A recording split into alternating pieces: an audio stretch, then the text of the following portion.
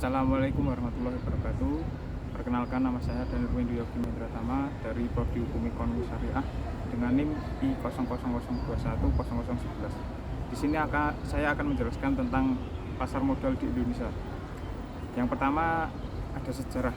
Pasar modal di Indonesia dimulai pada tahun 1912, di mana itu masih zaman kolonial, dan efek yang diperdagangkan pada masa itu adalah saham dan obligasi perusahaan-perusahaan Belanda dan pemerintah Hindia Belanda.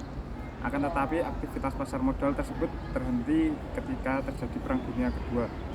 Kegiatan bursa efek dibuka kembali setelah Indonesia memperoleh kemerdekaannya dengan diterbitkan obligasi pemerintah Indonesia tahun 1950 tentang bursa nomor 13 tahun 51 yang kemudian ditetapkan dengan Undang-Undang nomor 15 tahun 52.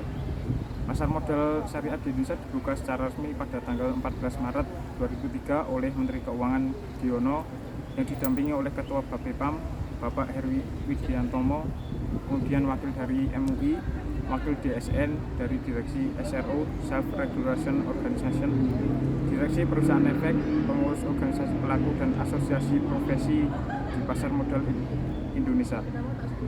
Kemudian pasar modal syariah diharapkan menjadi tonggak sejarah baru seperti Bank Muamalat Indonesia yang dibuka pada 1 Dasawarsa yang lalu.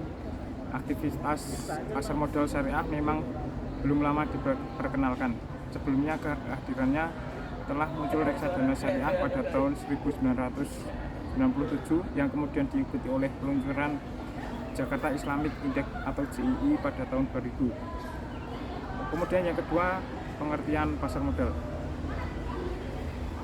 Secara umum, pengertian pasar modal adalah suatu tempat bertemunya para penjual dan pembeli saham untuk melakukan suatu transaksi dalam rangka memperoleh modal.